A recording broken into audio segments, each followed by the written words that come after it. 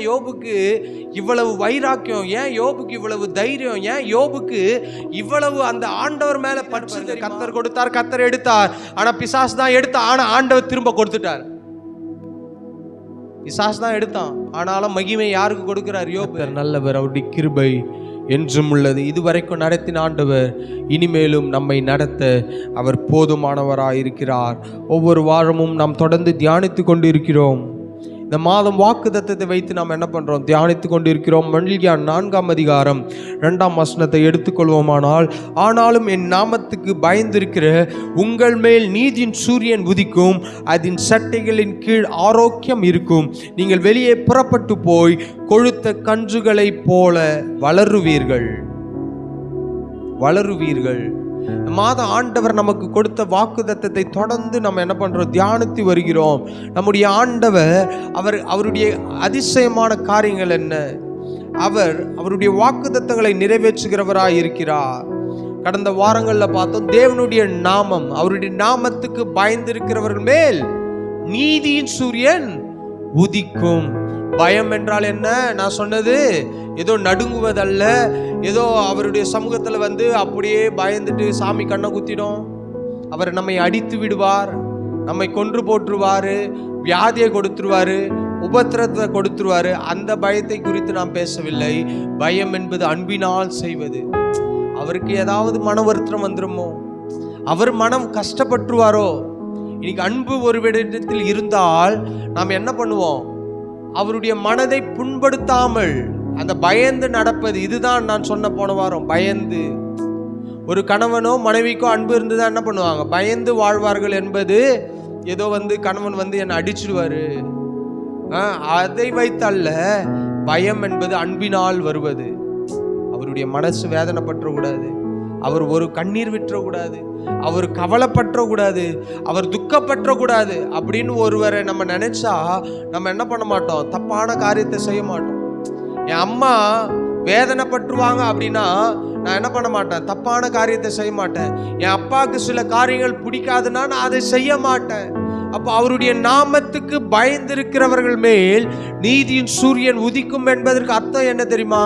என் ஆண்டவருக்கு என்ன பிடிச்சாலும், என் ஆண்டவருக்கு எதை பிடிக்கிறதோ அதை தான் செய்வேன்.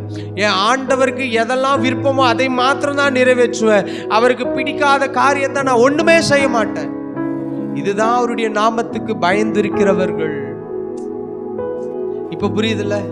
அவருடைய நாமத்துக்கு பயந்திருக்கிறது என்றால், நான் போய் ஒரு பொய் சொன்னா எனக்கு வேலை கிடைக்கும், ஆனா பொய் சொல்லாமல் இருந்தா அந்த வேலை எனக்கு கிடைக்காது. இப்போ நான் என்ன நினைக்கிறேன்? அவருடைய நாமத்தை நினைக்கிறேன். அவருடைய நாமம் என்ன? செயல், வாக்குத்தத்தங்கள். யெகோவா ஈரே, தேவைகளை சந்திக்கிறவர், எல்லாவற்றையும் பார்த்துக் கொள்கிறவர். அப்ப அவருடைய நாமத்துக்கு பயப்படுகிறேன். ஏன்? இந்த வேலை கிடைக்கலனாலும் பரவாயில்ல, என் கர்த்தர் எனக்கு வேலை கொடுப்பார். அதுதான் பயந்திருக்கிற காரியங்கள். அதுதான் பயந்திருக்கிற காரியம். எனக்கு இங்க ஒரு 10 லட்சம் கீழே இருக்கு, யாருமே இல்லை, சிசிடிவி கேமரா இல்லை, அங்க பார்ப்பதற்கு ஒருவரும் இல்லை. ஆனா அந்த 10 லட்சத்தை நாம எடுத்துட்டு போய் ஸ்டேஷன்ல கொடுக்கிறோம் பாருங்க. எதனால இதை கொடுக்கிறோம்? ஒரு பயம். என்ன பயம்? கடவுளுக்கு இது உகந்ததல்ல, அந்த பணம் வந்தா நமக்கு ஆசீர்வாதமா இருக்கிறது, அந்த பணம் வேற யாருதோ, கடவுள் நம்மை ஆசீர்வதிக்கிறவர், அதனால என்ன பண்ணுவோம்? எடுத்துட்டு போய் கொடுத்துருவோம். மற்றவங்களுடைய பணம் இது, இதெல்லாம் செய்யறோம் பாருங்க. இதுதான் அவருடைய நாமத்துக்கு பயந்திருக்கிறவர்களுக்கு நீதியின் சூரியன் உதிக்கும். பக்கத்து வீட்டுக்காரன் சொத்தை என்ன பண்றான்? அபகரிக்க வரான். அல்லது நம்முடைய சொத்தே வேற யாராவது ஆட்டிய போட வராங்கன்னு வச்சுக்கல, அவனை போய் கல்லை விட்டு அடிச்சு, அவனை கட்டையால அடிச்சு, அவனை போய் என்ன பண்ணுவான்? வேற காரியங்களாம் செஞ்சுக்கணும். அவருடைய நாமத்துக்கு பயந்து இருக்கிறவர்கள் அர்த்தம் அல்ல. ஏன்? ஆண்டவர் சொல்ற, நீங்கள் சும்மா இருப்பீர்கள், நான் உங்களுக்காக யுத்தம் பண்ணுவேன். இது அவருடைய நாமம். அவர் வேலை செய்யறாரு, அவர் செயல்ல காட்டுறாரு, அவர் செய்து முடிக்கிறாரு. எத்தனையோ பேரு கோர்ட்டு கேஸு போய் அலைஞ்சு, எத்தனையோ பேருடைய அவன் கோர்ட்டுல கேஸை போட்டவெல்லாம் செத்து போயிருப்பான். ஆனா கேஸ் இன்னும் நடந்துட்டு இருக்கும். அந்த இடத்த கூட வாங்கியிருக்க முடியாது. நான் ப்ராக்டிக்கலாக பேசுகிறேன், நீங்கள் நாட்டில் நடக்கிறத பேசுகிறேன். ஏன் இதுக்கெல்லாம் சொல்கிறேன்னா, அவருடைய நாமத்துக்கு பயந்து இருக்கும்போது ஆண்டவர் எனக்காக பேசுவார், ஆண்டவர் எனக்காக வழக்காடுவார். பரவாயில்ல, 2 அடி லேண்டு தானே, போனால் போதுன்னு விட்டு போகிற காலத்தில் நம்ம இல்லை. இன்னைக்கு நீ எப்படி ஆகிப்போச்சு? 2 அடியா? நான் இப்படி விட்டுருவேன், அது 2 லட்சத்துக்கு போகுது. போகும்போது என்னத்தை எடுத்துட்டு போறோம்? யாருக்கு? நான் சொல்ல, அக்காவுக்கு கொடுக்க மாட்டான் 2 அடி, தம்பிக்கு 2 அடி கொடுத்துட மாட்டான், அண்ணனுக்கு 2 அடி கொடுத்துட மாட்டான். எல்லாம் இவர் தான் அனுபவிக்கணும்னு நினைப்பாரு. போகும்போது ஒன்னும் எடுத்துட்டு போவதில்லை. இது தெரியாதவர்கள் தான் போராடி கொண்டு இருக்கிறாங்க. சொத்துக்காகவும் பொருளுக்காகவும் அச்சுக்கின்னு மாண்டுட்டு இருக்கிறாங்க. இது தெரியாதனால தான் அநேகர் என்ன பண்றாங்க, உறவுல விரிசல் ஆகி போகுது. நான் என்கிட்டலாம் யாருன்னா சொத்தை பத்தியோ பணத்தை பத்தி பேசினா நான் இதே வார்த்தை தான் சொல்லுவேன், எனக்கு அதை பத்தி கவலை கிடையாது, எடுத்துட்டு போட்டோம், போனா போயிட்டு போகுது. ஏன் தெரியுமா? எனக்காக கொடுக்கிறவர் ஒருவர் இருக்கிறார், என்னை உயர்த்துகிறவர் ஒருவர் இருக்கிறார், என்னை மேன்மைப்படுத்துகிறவர் ஒருவர் இருக்கிறார். ஏன்? நான் உலக வேலை செய்யல, அவருடைய வேலை செய்கிறேன். அவர் அதற்கேற்ற பணத்தையும் கூலியையும் அவர் கொடுப்பார். வேலையால் கூலிக்கு பாத்திரவான். வசனத்தை வாசிக்கிறோம், ஒருவன் எனக்கு ஊழியம் செய்தால் பிதாவானவர் கனம் பண்ணுவார். நான் ஊழியத்துக்கு வந்துட்டு என் தம்பிக்கிட்டையும் என் தங்கச்சிக்கிட்டையும் எங்க அம்மா கிட்டையும் போய் எனக்கு சொத்தை பிரிச்சு கொடு, எனக்கு பணம் வேணும்னு கேட்பேன்? நான் கேட்க மாட்டேன். ஏன்? ஆண்டவர் என்னை ஆசீர்வதிக்கிறவர். அவர்கிட்ட கேட்டா போதும், அவர்களை காட்டிலும், அவர்கள் கட்டின வீட்டை காட்டிலும், அவங்க வாங்கின லேண்டை காட்டிலும், அவங்க வச்சிருக்கிற காரை காட்டிலும், அவங்க வச்சிருக்கிற பைக்கை காட்டிலும் அதை விட மேலான ஆசீர்வாதத்தை கொடுக்கிற கர்த்தர் என் கூட இருக்கிறார். அதுதான் நமக்கு நம்பிக்கை, அதுதான் அவருடைய நாமம். நீ என்ன பண்றோம்? நம்ம போய் இருக்கிற கொஞ்சம் இடத்தையே போய் சண்டை போட்டு வேதனைப்படுத்தி, அம்மா வீட்டை விட்டு தத்திடுறா, அப்பா வீட்டை விட்டு தத்திடுறான். நிறைய நடக்குது நாட்டில். சொல்றேன், எழுதி வாங்கிக்கிறான், உயிரோட இருக்கும்போதே எழுதி வாங்கி எடுத்துட்டு போய் எங்க சேர்த்துறாங்க? ஆர்ஃபனேஜ்ல சேர்த்துறாங்க, ஆசிரமத்தில் விட்டு வந்துடுறான். எப்படியாவது போட்டோம். இன்னைக்கு அநேகர் என்ன பண்றாங்க? கண்ணீரோட இருக்கிறாங்க. நீ உலகத்துல நடக்கிறத சொல்லிட்டு இருக்கிற. ஏன்? சொத்து. கடைசியில மனுஷன் எதை விதைக்கிறானோ அதை அறுப்பான். இன்னைக்கு நீங்க எதை செய்கிறீர்களோ அதை உங்களுடைய பிள்ளைகள் பார்க்கிறார்கள். நீங்க என்ன பண்றீங்களோ அதை அவங்க என்ன பண்றாங்க? வாட்ச் பண்ணிட்டே இருக்கிறாங்க. அப்ப நாளைக்கு அதே வளர்ந்து வரும்போது அதே பிள்ளை உங்களை செய்யும் போது தான் அந்த கஷ்டம் தெரியும். சில நேரம் பெற்றோர்லாம் சொல்லுவாங்களே, டே நீ பண்ணாதாண்டா உன் பையன் பண்றான், நீ பண்ணாதே அவன் பண்ற போறான். என்ன அர்த்தம்? நாம் செய்கிறதை தன்னுடைய பிள்ளைகள் செய்கிறார்கள். அப்ப அவர் நாமத்துக்கு பயந்திருக்கும் போது, அவருடைய நாமத்தை நம்பும் போது, அவருடைய நாமத்தை உறுதியாய் இருக்கும் போது நாம் இதை ஒன்றும் செய்யாமல் இருப்போம். இதை ஒன்றும் செய்ய மாட்டோம். என் கர்த்தருக்கு பயந்திருக்கிறோம்ப்பா, அவர் பார்த்து கொள்வார். நீங்க எத்தனையோ குடும்பத்துல எத்தனையோ பேர் சொத்தெல்லாம் விட்டுட்டு கூட நிம்மதியா இருக்கிறாங்க. ஆனா எத்தனையோ பேர் இருக்கிற 2 சென்ட்டுக்கு சண்டை போட்டுக்கின்னு போராடிக்கின்னு நிம்மதி இல்லாம சந்தோஷம் இல்லாம, அவனும் அந்த இடத்துல இருக்க முடியாம, இவங்களும் அந்த இடத்துல இருக்க முடியாம எங்கேயோ சுத்தின்னு இருக்கிறாங்க நாட்டுல. இன்னைக்கு பணம் பெரிதாய் பார்த்து கொண்டு இருக்கிறார்கள். பணம் இருந்தா பெரிய ஆட்கள், வீடு இருந்தா பெரிய ஆட்கள். உலகம் இதை பார்க்கிறது, ஆனால் கர்த்தர் அதை பார்ப்பதில்லை.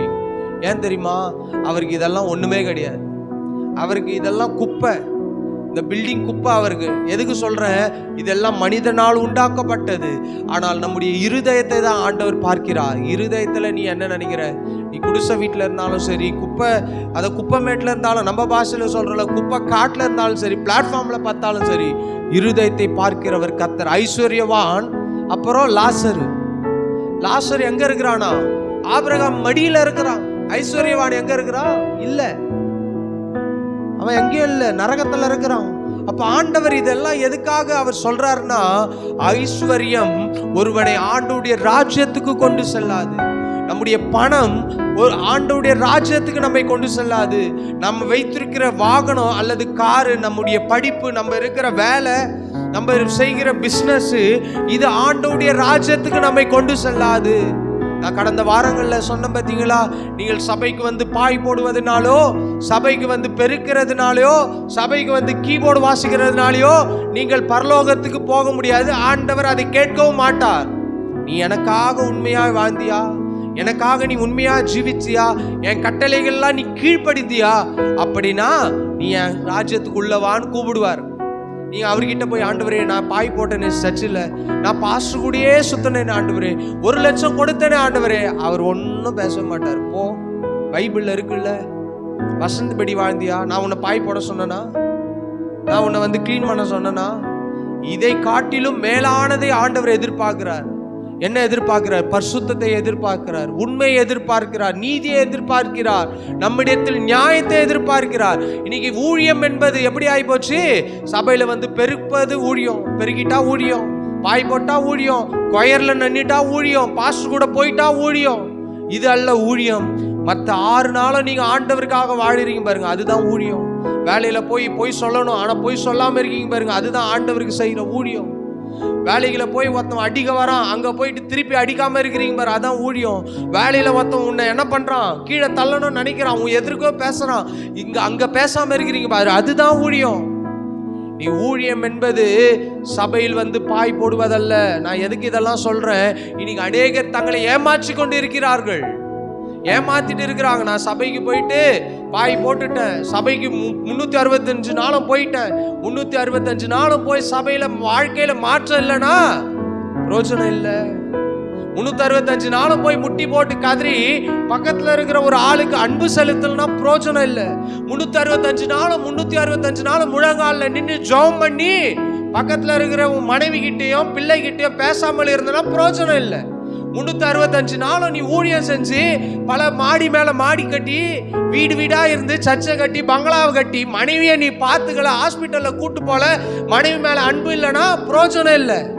ஆண்டவர் அதை தான் சொல்ற. இன்னைக்கு என்ன நினைக்கிறோம், பெரிய மீட்டிங் க்ரூசைட் நடத்திட்டோம், அதனால சக்சஸ் நம்ம நினைக்கிறோம். அதல்ல ஊழியம்.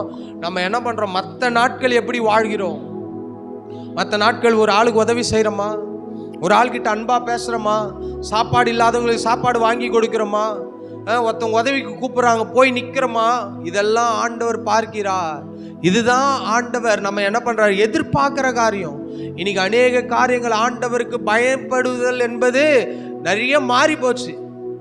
இனி உங்களை நான் சனிக்கிழமை உங்களை ஃபோன் பண்ணி சிஸ்டர் சபையை பெருக்கு என்னால் சொல்ல முடியும். ஆனால் அதை விட நான் எதிர்பார்க்கறது ஆலயத்துக்கு வரணும், ஞாயிற்றுக்கிழமை வரணும், ஆண்டவருக்காக வாழணும். கூப்பிட்டா வரமாட்டீங்கன்னு நான் சொல்ல மாட்டேன்.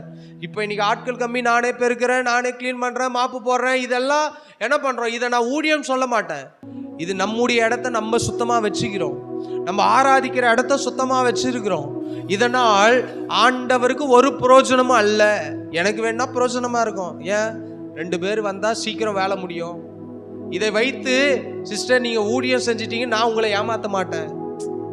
நான் சொல்லது புரியுது இல்லை? நீங்கள் சபைக்கு என்ன பண்ணுறீங்க, எல்லாம் க்ளீன் பண்ணிட்டு சிஸ்டர் நல்லா ஊழியம் பண்ணீங்க சிஸ்டர் நன்றி அப்படி சொல்ல மாட்டேன். உதவி பண்ணீங்களா நன்றி, சபைக்கு க்ளீன் பண்ணீங்க, என்னால் முடியலை, ஒரு 2 பேரை கூட கூப்பிடுறேன், இது உதவி. ஆனால் ஊழியம் என்பது ஆண்டவருக்காக வாழ்வது, ஆண்டவரை பற்றி சொல்வது, 4 பேருக்கு ஆண்டவரை குறித்து என்ன பண்ணணும், சொல்லணும். இயேசு நல்லவர், அவர் வல்லவர், அவர் உண்மையுள்ளவர், உன் வாழ்க்கையை மாற்றுகிறவர், உன் எதிர்காலத்தை மாற்றுகிறவர், உன்னை தூக்கி எடுக்கிறவர், உன்னை சுமக்கிறவர், உன்னை தப்பு வைக்கிறவர், உன்னை மேன்மைப்படுத்துகிறவர், உன்னை வாளாக்காமல் தலையாக்குகிறவர், உன்னை கீழாக்காமல் மேலாக்குகிறவர், நீ வாழ்ந்து சுகமாயிருக்கும்படிக்கு எப்போதும் அவர் உன்னை ஆசீர்வதிக்கிறவர். இதை பற்றி ஆண்டவரை பற்றி 4 பேருக்கு அறிவிக்க வேண்டும். இதுதான் ஊழியம். இன்னைக்கு அநேகர் ஏமாந்து கொண்டு இருக்கிறார்கள், தன்னை ஏமாற்றி கொண்டு இருக்கிறார்கள். ஒரு ஆளு போய் 10,000 ரூபாய் சபையில காணிக்க போட்டோம், ஒரு VBS நடக்குது, 1 லட்சம் நான் கொடுத்துட்டேன், அதனால ஊழியம் இல்லை. ஆண்டவர் அதனால என்ன பண்ணுவார், நீ பணத்தை கொடுத்தனா பணத்தை கொடுத்துருவார், ஆனால் பரலோக ராஜ்யத்துக்கு நீ போக முடியாது. ஏன் தெரியுமா, நீ பணத்தினால கொடுக்குற, ஆண்டவர் உனக்கு பணத்தை தான் கொடுப்பார். நீ ஆத்துமாக்களை கொடுக்கும்போது அந்த ஆத்துமா உன் கூட வரும். நீ 1 கோடி ரூபாய் ஆண்டவர் கொடுத்தாலும் 1 கோடி அல்ல, கோடி கோடியா அவர் உங்களுக்கு திருப்பி கொடுப்பார். உலக மனுஷனே 1 லட்சம் பேங்க்ல போட்டா அவன் அந்த 1 லட்சத்துக்கு ஒரு 500ஆவது வட்டி கொடுக்குறாங்கல்ல. அப்ப ஆண்டவர் எவ்வளவு பெரியவர். அவர் நம்ம கிட்ட வாங்கிட்டு சும்மா இருப்பாரா? அவர் நம்ம கிட்ட வாங்கிட்டு நம்ம என்ன நடுத்தெருவில் விட்டுருவாரா? அப்படி விட மாட்டார். ஆனால் அதை விட மேலான காரியம் ஆண்டவர் எதிர்பார்க்கிறது, அவர் நாமத்துக்கு பயப்பட வேண்டும், அவருடைய நாமத்தை அறிந்திருக்கிற வேண்டும், அவருடைய நாமத்தை அறிக்கையிட வேண்டும், அவருடைய நாமத்தை எப்போதும் சொல்லிட்டே இருக்கணும். கடந்த வாரங்களில் சொன்னல அவருடைய நாமம் என்ற, அவருடைய நாமம்னா என்ன? யெகோவா ஈரே, யெகோவா ராஃபா, யெகோவா நிசி, வெற்றி கொடுக்கிறவர், அது அவருடைய நாமம். ஆண்டவர் வெற்றி, உலகத்துல எவராலும் யாராலும் செய்ய முடியாத வெற்றியை நம்முடைய ஆண்டவர் அனுபவித்தார், செய்து முடித்தார். மரித்தவனை உயிரோடு எழுப்பின கடவுள்னா நம்முடைய ஆண்டவராக இயேசு கிறிஸ்து. அது வரலாறு சொல்லுது. முதல் மனுஷன். இன்னைக்கு நான் எதுக்கு சொல்றேன், படித்தவர்கள் இருக்கிறோம், எதுல போடுறோம், ஃபர்ஸ்ட் மனுஷன் யார்? இந்த வேதம் சொல்கிறது, வேற எந்த புத்தகத்திலயும் இல்லை. ஃபர்ஸ்ட் மனுஷன் எப்படி வந்தான்? போன வாரம் சொன்னல, குளோரோஃபார்மை கண்டுபிடித்தவர் டாக்டர் ஜேம்ஸ் சிம்சன் சார். என்ன பண்ற டாக்டர் ஜேம்ஸ் சிம்சன் அவர்கள் குளோரோஃபார்மை எப்படி கண்டுபிடித்தாரு? ஆண்டவருக்கு ஆதாமுக்கு அயந்திர நித்திரை வர பண்ணி அவனு விழாவில் என்ன பண்ணாராம், சதையை எடுத்துட்டு மூடினாராம். அப்போ ஃபர்ஸ்ட் ஆப்ரேஷன், ஃபர்ஸ்ட் மயக்க மருந்து, வலியே இல்லாம ஆண்டவர் என்ன பண்றாரு, அங்க ஒரு அடைக்கிறார், பிளாஸ்டிக் சர்ஜரி பண்றாரு. இனி நமக்கு எவ்வளவு ஊசி போட்டாலும் வலி இருக்கு. ஆனா ஆதாமுக்கு அங்க கத்தனான் போடல, அழுதான் போடல. ஆனா அந்த விழாவை எடுத்து ஒரு பெண்ணை உருவாக்குகிறார். அப்ப ஆபரேஷன், அவருடைய என்ன சொல்ற, அவருடைய நாமத்துல ஒண்ணு கிரியேஷன், படைப்பு. அது மாத்திரமல்ல, அவர் என்ன பண்றாரு, விழாவில் ஒரு எடுத்து. அப்ப இந்த வேதத்தை படித்தவர்கள் நன்றாயிருந்தார்கள், இந்த வேதத்தை படித்தவர்கள் உயர்ந்திருந்தார்கள். போன வாரம் சொன்னபடி இன்னைக்கு பார்க்கிறதெல்லாம் இந்த டியூப்லைட்டை கண்டுபிடிச்சவன் கிறிஸ்தவன், ஆனா கிறிஸ்தவர்களை பார்த்தால் வெறுக்கிறார்கள். நான் ஒரு கம்பெனிக்கு இன்டர்வியூ போயிருந்தேன், டிவிஎஸ் கம்பெனி, பேர் சொல்லத்தெல்லாம் என்ன கிடைக்குது, உண்மையா தான் சொல்றேன். டிவிஎஸ் கம்பெனி 2007 இன்டர்வியூ போறேன். போன இடத்துல என்ன தெரியுமா நடக்கிறது, இன்டர்வியூ அட்டன் பண்றேன், எல்லாம் நடக்குது, செலக்டட்னு சொல்லிட்டாங்க, வேலைக்கே போல. ஆனா அவர் என்கிட்ட பேசுறாரு, பேர் என்னது, என் பேர் கேட்டா ஜானாஸ்பான் அப்படின்ற. கிறிஸ்டியானா கேட்டார், ஆமா. இங்க வந்து அல்லேலூயா அல்லேலூயான்னு கத்தக்கூடாது, இங்க வந்து ஏசு ஏசுன்னு கூப்பிடக்கூடாது அப்படின்னு சொன்னாரு. நான் யோசிச்சேன், சரியான முட்டாளா இருக்கிறான். இன்னைக்கு நிறைய பேர் முட்டாளா தான் இருக்கிறான். கிறிஸ்தவ பேர்னா ஒரு ஆளு வேலைக்கு போய் யாருன்னா குதிச்சுக்கிறாங்களா, அல்லேலூயா அல்லேலூயான்னு கத்திட்டு இருக்கிறான். எத்தனை கிறிஸ்தவர்கள் எத்தனையோ கம்பெனி நடத்துறாங்க, எத்தனையோ கிறிஸ்தவர்கள் எத்தனையோ இடத்துக்கு வேலைக்கு போறாங்க, கடை வச்சுக்கிறாங்க, என்ன கடையில் சோத்திரம் சோத்திரம் சோத்திரம் கத்திட்டு இருக்கிறாங்க. அப்போ நான் சொல்லிட்டு வந்தேன், நேராக போனேன், இன்டர்வியூ அட்டன் பண்ண, எல்லாம் சொல்லி முடிச்சுட்டு வீட்டுக்கு வந்து எங்கள் அப்பாவுக்கு தெரிஞ்சவர் தான் அங்கே இருந்தார். ஃபோன் பண்ணி சொன்னேன், கம்பெனிக்கு வர முடியாதுன்னு. நீ எவ்வளோ பெரிய ஆளாக இருந்தால் எனக்குன்னா, அதனால் எனக்கு ஒன்றும் கிடையாது. அப்போ நான் ஒரே வார்த்தை சொன்னேன், இனி கம்பெனிக்கு வர மாட்டேன். கம்பெனிலே போய் ஜாயின் பண்ணலை. ஜாயின் பண்ணி நான் போயிட்டு அல்லேலூயா அல்லேலூயா அல்லேலூயான்னு கத்தியிருந்தா பரவாயில்ல, ஸ்தோத்திரம் ஸ்தோத்திரம்னு கத்தியிருந்தா பரவாயில்ல, அங்கே போயிட்டு யார்கிட்டனா போயிட்டு வாங்க சர்ச்சுக்கு வாங்கன்னு பேசியிருந்தா பரவாயில்ல. நான் ஜாயின் பண்ணலை, ஒரு நாள் கூட உள்ள போகலை, இன்டர்வியூ தான் போனேன், அதுக்குள்ள இவ்வளவு பேச்சு. நான் அதான் யோசிச்சு பார்த்தேன், நீ கரண்ட் யூஸ் பண்ற பாரு, அது கூட கிறிஸ்தவன் தான் கண்டுபிடிச்சிருக்கான். அது தெரியல, அந்த கம்பெனி முதலாளி ஃபிளைட்ல போறான் பாரு, அது கூட கிறிஸ்தவன் தான் கண்டுபிடிச்சான். இன்னைக்கு கிறிஸ்தவர்கள் பொருட்கள் கண்டுபிடித்ததெல்லாம் தேவை, ஆனா கிறிஸ்தவர்கள் தேவையில்லை, இயேசு கிறிஸ்து தேவையில்லை. ஆனா இன்னைக்கு ஆண்டவராகி இயேசு கிறிஸ்து இல்லைன்னா இன்னைக்கு இந்த பூமியில ஆசீர்வாதமே இல்லை. நம்ம ஊர்ல சொல்றபடி கோமணத்தோட தான் சுத்தி இருப்பான் அவன். இன்னைக்கு நல்ல ட்ரெஸ்ஸை போடுறோம், கோட் ஷூட்டு போடுறோம், நல்ல வண்டி இருக்குது, வாகனம் இருக்கு, பைக் இருக்கு, இது எல்லாம் கண்டுபிடித்தது எல்லாம் கிறிஸ்தவன். இதை நிறைத்து நாம் பெருமை கொள்ள வேண்டும். நீ வெளியே போய் எத்தனையோ பேர் கிறிஸ்தவர்கள் என்று சொல்வதற்கு பயந்து கொண்டு இருக்கிறார்கள். வேலை போயிடும், வேலை போனா போகுது, செத்தா போறோம் இல்லையே, உயிரோட தானே இருப்போம். அப்போ எங்க போனாலும் என்ன பண்ணோம், நான் கிறிஸ்தவன் தைரியமா சொல்லணும். இன்னைக்கு நம்ம என்ன பண்றோம், கிறிஸ்தவன் சொல்லிட்டா நமக்கு கோட்டா கிடைக்காது. கோட்டா இல்லைன்னா என்னயா, எங்க போகும்போது எல்லாத்தையுமே எடுத்துன்னு போறோம். 10 ஏக்கர் சொத்து இருந்தாலும் விட்டுட்டு தான் போறோம். எனக்கு கவர்மெண்ட் வேலை கிடைக்காது. கவர்மெண்ட் வேலையை விட வெளியே இருக்கிறவங்க 2 லட்சம் 3 லட்சம் சம்பாதிக்கிறாங்க தெரியுமா? இன்னைக்கு தெரியல நிறைய பேருக்கு. இன்னைக்கு வீட்டுக்கு ஒரு பேரு, சபைக்கு ஒரு பேரு. நான் அடிக்கடி சொல்றேன், அன்னைக்கு ஒரு தம்பிக்கு சர்ச்சில் மேடையில பெரிய ஒரு மிஷனரி பேரை வைக்கிறாங்க. மிஷனரி பேரை வச்சுட்டு வீட்டுக்கு போறேன், வேற ஒரு பேரை கூப்பிட்டுட்டு இருக்கிறாங்க. நான் கேட்டேன், என்ன வேற பேரை கூப்பிட்டு இருக்கீங்க? இல்ல, அது சர்ச்சுக்கு அந்த பேரு, இது ஸ்கூலுக்கு இந்த பேரு நினைச்சேன். நான் நினைச்சேன் ஆரம்பமே கோணல். ஆண்டவர் ஆபிரகாம் எப்படி ஒவ்வொருவருக்கும் பேர் வைக்கிறாங்க, அந்த பேருக்குரிய ஆசீர்வாதத்தை தான் ஆண்டவர் கொடுக்கிறார். நீ சபையில பாஸ்டருக்காக ஒரு பேரை வச்சுட்டு உலகத்துக்காக ஒரு பேரை வச்சீங்கன்னா எந்த ஆசீர்வாதம் வரணும்? உலகத்துல இருக்கிறான் பேரு, அவனுக்குரிய ஆசீர்வாதம் தான் வரும். இப்போ ஆண்டவருடைய சமூகத்துல வந்து ஒரு பேர் வைக்கீங்களா, அந்த பேர் தான் சாவர வரைக்கும் அவனுக்கு இருக்கணும். செல்லமா 10 பேர் கூப்பிட்டுங்க, புஜ்ஜின்னு கூப்பிடுங்க, அம்முன்னு கூப்பிடுங்க, வேற என்னென்ன பேர்லாம் இருக்குதோ கூப்பிடுங்க. ஆனால் சபையில வைக்கிற பேர் தான் கடைசி வரைக்கும் அவனுக்கு அந்த பேரா இருக்கணும். இல்லைன்னா பேரை மாத்தாதீங்க. இப்ப லட்சுமி அம்மா இருக்கிறாங்களா, அவங்க லட்சுமி அம்மாவே இருக்கட்டும் சாகர வரைக்கும். ஏன் அந்த லட்சுமி அம்மான்னு இருக்கும்போது அவங்க பைபிள் தூக்கிட்டு போறாங்க பாரு, என்ன லட்சுமியே பேர் லட்சுமி, நீ சர்ச்சைக்கு போற, அதுதான் அங்க சாட்சி. பேரெல்லாம் மாத்திட்டு ரெபேக்கால்னு மாத்திட்டு சர்ச்சைக்கு வரது பிரோஜனம் கிடையாது. ஏன் பிரோஜனம் கிடையாதுன்ற, முன்னாடி லட்சுமியா இருந்தாங்க, எப்படி வாழ்ந்தாங்களோ இன்னைக்கு ரெபேக்காலா வாழ்ந்துட்டு இருக்கிறாங்க. சபைக்கு தான் வராங்க. சொல்றோம்ல, முன்னாடி காஞ்ச பாவி, இப்ப நனைஞ்ச பாவி. ஞானஸ்தானம், ஒரு பாஸ்டர் ஞானஸ்தானம் கொடுத்தாரு. இதெல்லாம் நடக்கிற சம்பவம். ஞானஸ்தானம் கொடுக்கும்போது அவர் சொன்னாலாம், நீ மனம் திரும்பிட்டியா? திரும்பிட்டேன், இனி தப்பு பண்ணக்கூடாது, இனி பாவம் செய்யக்கூடாது. சரி பாஸ்டர். இனி யாரும் என்ன பண்ணக்கூடாது, துரோகம் செய்யக்கூடாது. சரி பாஸ்டர். அப்படின்னு சொல்லிட்டு அப்புறம் என்ன பண்ணாராம், ஞானஸ்தானத்துக்கு முக்கிய எடுக்கும்போது கையை மட்டும் மேல தூக்கினான். அவன் என்ன பண்ணுவான், ஞானஸ்தானத்துல ஃபுல்லா முழுகணும், கையை மட்டும் மேல தூக்கினானா. அப்ப பாஸ்டர் கேட்டாராம், எதுக்குப்பா கையை தூக்குற, ஃபுல்லா கையை கீழே இருக்கு. இல்ல பாஸ்டர், நான் ஃபுல்லா முக்க முடியாது. ஏன், நான் ஒருத்தனை வெட்டணும் பாஸ்டர், எனக்கு ஒருத்தன் துரோகம் பண்ணிட்டான். இன்னைக்கு எப்படி இருக்கு, ஞானஸ்தானம் என்பது ஏதோ கடமைக்காக எடுக்கிறார்கள். ஞானஸ்தானம் ஒரு பாஸ்டருக்காக எடுக்கிறாங்க. மனம் திரும்பி எடுப்பது தான் ஞானஸ்தானம். இன்னைக்கு அநேகருக்கு சத்தியம் தெரியவில்லை. அம்மாக்காகவும் அப்பாக்காகவும் கல்யாணத்துக்காகவும் கடமைக்காகவும் நான் 100 பேருக்கு ஞானஸ்தானம் கொடுத்தேன் அப்படியே பெருசா பேசிப்பாங்க. ஆனா 100 பேர்ல எத்தனை பேர் சர்ச்சைக்கு வரான் பாருங்க, ஒத்தனை இருக்க மாட்டான். இன்னைக்கு ஞானஸ்தானம் கூட எதுக்கு, மனம் திரும்பி. இன்னைக்கு அநேகர் எப்படி ஆயிட்டாங்க தெரியுமா, ஞானஸ்தானம் எடுக்கலன்னா பரலோகம் போக முடியாதுன்னு நினைச்சுக்கிறான். ஞானஸ்தானம் எடுத்தாலும் எடுக்காவிட்டாலும் ஆண்டவருக்காக நீ உண்மையா வாழ்ந்தா பரலோகம். ஏன் ஞானஸ்தானம் எடுக்கிறோம், ஆண்டவராக இயேசு கிறிஸ்து ஞானஸ்தானம் எடுத்தார். எடுக்கும்போது பரிசுத்த ஆவியானவர் என்ன பண்ணார், பேசுகிறார். அவர் எடுத்ததுனால நாம் எடுக்கிறோம், கீழ்படிக்கிறோம். சிலர் யாரோ ஒருத்தவங்க இருக்கிறாங்க, சபைக்கு வராங்க, ரட்சிக்கப்பட்டுட்டாங்க, வந்துட்டே இருக்கிறாங்க, திடீர்னு உடம்பு சரியாம ஆயிடுச்சு, ரொம்ப சீரியஸா எடுக்கிறாங்க. ஆண்டவருடைய வசனத்தை கேட்கிறாங்க, அடுத்த மாசம் ஞானஸ்தானம் எடுக்கிறேன்னு சொல்லிட்டாங்க.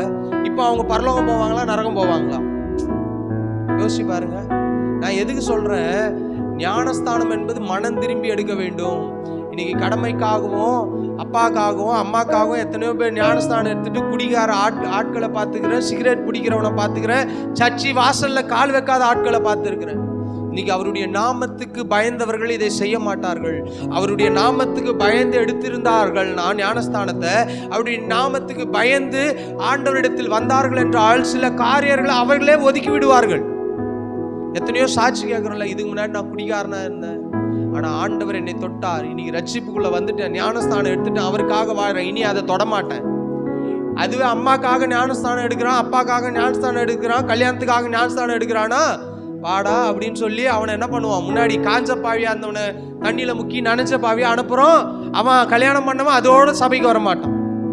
அம்மாக்காக ஞானஸ்தானம் எடுத்தான், அதோட சபைக்கு வரமாட்டான். ஆனா வீட்டுல போய் கேட்டீங்கன்னா, பிரதர் ஞானஸ்தானத்தை எடுத்துட்டேன், எப்போ 10 வருஷத்துக்கு முன்னாடி, ஏன் சர்ச்சைக்கு வரதில்ல, வாயில பாக்கு போட்டு நின்னுவாரு. அப்புறம் என்ன பண்ணுவாரு, குச்சிட்டு இருப்பாரு, வாயை மூடின்னு பேச மாட்டேன், வந்துடுறேன் பாஸ்டர் சர்ச்சைக்கு, வாயை திறக்க மாட்டாங்க. இது அவருடைய நாமத்துக்கு பயப்படுதல் அல்ல. அவருடைய நாமத்துக்கு பயந்தால் என்றால் நாம் கீழ்ப்படிவோம். அவருடைய நாமத்துக்கு பயப்படுவது என்றால் அவருடைய சத்தத்துக்கு செவி சாய்ப்போம். அவருடைய நாமத்துக்கு பயப்படுதல் என்றால் அவருக்காகவே வாழ்ந்துட்டு இருப்போம். நீங்க ஒரு மனைவி கணவன் 2 பேருக்குள்ள அன்பு இருந்ததுன்னா என்ன பண்ணுவாங்க, என் கணவனுக்கு பிடிக்காது, என் கணவனுக்கு என்ன பிடிக்காது, மீன் பிடிக்காதுன்னா செய்ய மாட்டாங்க. அப்படியே மீன் செஞ்சாலும் எக்ஸ்ட்ரா ஒரு குழம்பு வைப்பாங்க. இது பயத்தில் செய்வதல்ல, அன்பு. அந்த அன்பு இருக்கணும். அப்ப கணவன் மனைவிக்குள்ள ஒரு அன்பு இருக்கும்போது கணவனுக்கு எதெல்லாம் பிடிக்குமோ, அவருக்கு இந்த கலர் சட்டை தான் பிடிக்கும், அவருக்கு புடவை கட்டினா பிடிக்கும்னா புடவை கட்டுவாங்க. அல்லது கணவனுக்கு வேஷ்டி சட்டை போட்டாதான் என் மனைவி பிடிக்கும்னா வேஷ்டி சட்டை தான் போடுவார். இவர் டவுசர் பேண்ட் போட்டு போக மாட்டார். டவுசர் பேண்ட் போட்டா யாருக்கு பிடிக்காது, மனைவிக்கு பிடிக்காது, அப்படின்னா போட மாட்டார். இது எதுல வருது, பயத்துல வருதா அன்புல வருதா? பயத்தில் வந்தால் நிறுத்தி விடுவோம். பயம் இருந்துச்சுன்னு வச்சுங்களேன், எந்த ஒரு விஷயத்தையும் தொடர்ச்சியா செய்ய முடியாது. இப்போ என் மனைவிக்கு நான் பயப்படுறேன்னா நான் என்ன பண்ணுவேன், ஒரு நாள் செய்வேன், 2 நாள் செய்வேன், அதுக்கப்புறம் என்ன ஆகிடும், எனக்கு அந்த பயமே கோபமாக மாறிடும். அந்த பயமே எனக்கு அகைன்ஸ்டா மாறும், வெறியா மாறிடும். அந்த பயத்தை நான் எப்படி காமிப்பேன், வேற விதத்துல காமிப்பேன், சண்டையா காமிப்பேன். ஆனா அன்பு இருந்துன்னு வச்சுங்களேன், அவங்க சொன்னாலும் சொல்லாவிட்டாலும் நான் என்ன பண்ணுவேன், என் வேலையை செஞ்சுட்டே போவேன். ஆண்டவர் அதை தான் சொல்றாரு, என் நாமத்துக்கு பயந்திருக்கிறவள் மேல் நீதியின் சூரியன் உதிக்கும். அந்த சூரியன் உதிக்கும் போது இன்னைக்கு என்ன பண்றோம், இன்னைக்கு உதாரணத்துக்கு எடுத்துக்கொள்வோமே, இன்னைக்கு சூரியன் என்ன பண்ணும், துணி காய வைக்கிறீங்க, சூரியன் வரலன்னா என்ன ஆகும், துணி நாத்தச்சு போயிடும். வீட்டுக்குள்ள போட்டு ஃபேனை போடுறோம், இன்னைக்கு நிறைய டெக்னாலஜி வந்துச்சு, ட்ரை பண்றோம், போட்டு என்ன பண்றோம், மிஷினே காய வச்சு கொடுத்துது. அந்த அளவுக்கு இல்லை, வாஷிங் மிஷின் இல்லை, ஒண்ணுமே இல்லை, கையில தான் துவைக்கணும். அப்படின்னா என்ன பண்ணுவோம், வெயில பார்த்துட்டே இருப்போம், வானத்தை பார்த்துட்டே இருப்போம், எப்படா வெயில் வரும், எப்படா வெயில் வரும். இதெல்லாம் நம்ம என்ன பண்ணுவோம், பார்த்துட்டு இருக்கிறது போல இன்னைக்கு நீதியின் சூரியன் உதிக்க வேண்டும் என்றால், நம்முடைய வாழ்க்கையில் ஆண்டவராக இயேசு கிறிஸ்து வருவார் என்றால், நம்முடைய வாழ்க்கையில் இருக்கிற எல்லா பிரச்சனைகளும், கண்ணீரும், கவலைகளும், பாடுகளும், உபத்திரவங்களும், நிந்தனைகளும், போராட்டங்களும் அவரால் மாற்ற முடியும். இதுதான் நீதியின் சூரியன். அவர் நம்முடைய வாழ்க்கையில் என்ன பண்ண வேண்டும், வர வேண்டும். அது மாத்திரமல்ல, சங்கீதம் 41:3 ஒருவர் எடுத்து வாசியுங்கள். படுக்கையின் மேல் வியாதியாய் கிடக்கிற அவனை கர்த்தர் தாங்குவார். யாரை குறித்து வாசிக்கிறோம்? சிறுமைப்பட்டவன் மேல் சிந்தையுள்ளவன் பாக்கியவான். தீங்கு நாளில் கர்த்தர் அவனை விடுவிப்பார். கர்த்தர் அவனை பாதுகாத்து அவனை உயிரோடே வைப்பார். பூமியில் அவன் பாக்கியவானாய் இருப்பான். அவன் சத்துருக்களின் இஷ்டத்திற்கு நீர் அவனை ஒப்புக்கொடீர். சிறுமைப்பட்டவன் மேல் சிந்தையுள்ளவன். ஆரோக்கியத்தை குறித்து வாசிக்கிறோம். இன்னைக்கு ஆரோக்கியம் வர வேண்டும் என்றால் ஆண்டவர் சொல்ற சிறுமைப்பட்டவன் மேல் சிந்தை வேண்டும். இன்னைக்கு மற்றவர் மேல கரிசனை இல்லாம போகுது. இன்னைக்கு கடைசி நாட்கள்ல வாழ்ந்துட்டு இருக்கிறோம். ஒரு வீடியோ பார்க்குறேன், ஒரு ஆக்சிடென்ட் நடக்குது. அங்க ஒரு வாலிப பையன் அப்படியே நின்றுட்டு இருக்கிறான். கார்காரன் தட்டுறான், இடிக்கிறான், கீழே விழுறாங்க. அவன் அப்படியே நிக்கிறான். காது கேட்காதா? எனக்கு ஒண்ணுமே புரியல. அந்த வீடியோ இன்னைக்கும் இருக்கு, யூடியூப்ல போனீங்கன்னா. ஒரு கார்காரன் ஒருத்தவங்களை வாகனத்துல போய் இடிக்கிறான். இடிச்சு அவங்களுக்கு ஒன்னும் அவங்கள கீழே விழுந்து பிறல்றாங்க. பிறண்டு எழுப்பி நிக்கிறான். இவன் அப்படியே இருக்கிறான். அவரும் அந்த பைக் எடுத்துட்டு போறான். எல்லாம் கமெண்ட்ஸ் போடுறாங்க, இவன் மனுஷனா ஜந்துவா, இவனுக்கு என்னாச்சு? அப்படியே நின்றுட்டு அப்படியே போறான். இன்னைக்கு என்ன ஆகுது தெரியுமா? யார் எப்படி போனா எனக்கு என்ன? யாருன்னா ஏதாவது பண்ணிட்டு போட்டோம். என் சொந்தக்காரர் எப்படி போனா என்ன, அம்மா எப்படி போனா என்ன, அப்பா எப்படி போனா என்ன, நான் நல்லா இருந்தா போதும், என் குடும்பம் நல்லா இருந்தா போதும், என் பையன் நல்லா இருந்தா போதும். ஆனா வேதவசம் சொல்லுகிறது சிறுமைப்பட்டவன் மேல் சிந்தையுள்ளவன். நீ சிறுமைப்பட்டவர்கள் யார் என்றால் ஆண்டவரை அறியாதவர்கள், ரட்சிப்புக்குள்ள இல்லாதவர்கள். இப்படி எடுத்துப்போமே, ஒரு ஆள் ரட்சிக்கப்படலன்னா அவன் சிறுமையில இருக்கிறான், சிறுமைப்பட்டு இருக்கிறான், பாவத்துல இருக்கிறான். ஆண்டவரை அறியாதவர்கள் மேல் உங்க சிந்தை இருக்குதுன்னா கர்த்தர் உங்களை தாங்குவார். யோபு தன் சிநேகிதனுக்காக வேண்டுதல் செய்த போது கர்த்தர் அவனுடைய சிறையிருப்பை மாற்றினார். யாருடைய சிறையிருப்பை மாத்தினாரு? யோபு சொன்னானா, ஆண்டவரே நான் வியாதியோட இருக்கிறேன். யோபுடைய ஜபம் எங்கேயாவது அப்படி இருந்ததா பாத்தீங்களா? ஓடு எடுத்துட்டு அவர் என்ன பண்றாரு? மனைவி கூட தேவனை தூசித்து ஜீவனை விடுன்னு சொல்லுது. செத்து போடான்றாங்க டீசெண்டா. அந்த அம்மாவுக்கும் கஷ்டம். எந்த மனைவியா இருந்தாலும் அந்த இடத்துல இருந்து பார்க்க முடியாது. ஒரு நாள் வியாதினா பரவாயில்ல, இன்னைக்கு சரீரம் முழுவதும் எப்படி இருக்கு? அழுகி போயிருக்கு. ஒரு பக்கம் அந்த புண்ணுலாம் ஆறாம இருக்கு, ஸ்மெல்லு வந்திருக்கும். ஒரு காலில் சின்ன அடினாலே அவங்க பக்கத்துல போக முடியாது. ஹாஸ்பிட்டல் போனவங்களுக்கு தெரியும், கூட இருந்தவங்களுக்கு தெரியும். ஒரு மாதிரி ஸ்மெல்லு வரும். லைட்டா புழு வந்துச்சு, ஒரு செப்டிக் ஆயிடுச்சுன்னா அந்த ஸ்மெல்லு வாமிட்டு வரும். இப்போ யோபுடைய மனைவியுடைய சூழ்நிலை பார்க்கும்போது கடினமான காரியம்தான், ஒரு கஷ்டம்தான். ஆனாலும் அந்த அம்மா தேவனை தூஷித்து என்பதுக்கு என்ன தெரியுமா அர்த்தம்? ஈப்ரு பாஷையில அவங்க சொல்றாங்க, தேவனே இல்லைன்னு சொல்லிட்டு நீ செத்து போன்றாங்க. கடவுளே இல்லைன்னு சொல்லிடு. நீ நம்பனல்ல, நீ நம்பி இருந்தல்ல, புள்ள செத்து போச்சு. அவங்களுடைய இடத்துல இருந்து பார்க்கும்போது வேதனை. 10 பிள்ளைகளை பெற்று எடுத்திருக்கிறாங்க, கர்ப்ப வேதனை பட்டிருப்பாங்க. ஆனா பிள்ளை செத்து போச்சு, ஆடு மாடு செத்து போச்சு, மிருகஜீவன் எல்லாம் போச்சு, வீடு போச்சு, ஆஸ்தி போச்சு, சொத்து போச்சு, எல்லாம் போய் நிற்கும் போது மனைவியுடைய வேதனை எப்படி இருக்குமா இருக்கும்? கடவுளை நம்பி தானே வாழ்ந்தோம், ஐஸ்வர்யமான இருந்தோமே, 10 பிள்ளைகளோட சந்தோஷமா இருந்தோமே, ஒண்ணுத்து கூட கல்யாணம் பண்ணலையே. கல்யாணம் பண்ணியிருந்தா கூட பேர பேத்தி இருந்திருக்குமே. அவங்க எவ்வளவோ திங்க் பண்ணியிருப்பாங்க. ஏன்னா யோபு போனா அங்க இருக்கிற வாலிபர்கள் எழுந்து நிற்பார்கள். இப்படிப்பட்ட ஆசீர்வாதங்கள் மேன்மையாய் இருந்த ஒரு மனுஷனுக்கு ஒரே வாரத்துல எல்லாம் கதை முடிஞ்சு போச்சு. இன்னைக்கு ஆண்டவர் அப்படிலாம் நம்மளை மாத்தல. பிசாசும் நம்ம கிட்ட வரமாட்டான் பாருங்க. இன்னைக்கு நம்ம பிசாசு நம்ம கிட்ட சுத்தி வந்து பார்த்துட்டா சொல்லுவான், ஆண்டவரே இவன் கிட்ட போய் நான் என்ன பார்க்கறது, போற போக்கிலே போட்டோம். அவனே அப்படிதான் போயிட்டு இருக்கிறான். எப்படி போயிட்டு இருக்கிறான்? ஏற்கனவே அந்த ஆள் குடிச்சு தான் இருக்கிறான். அவன் கிட்ட போய் நான் என்னத்த சொல்லது?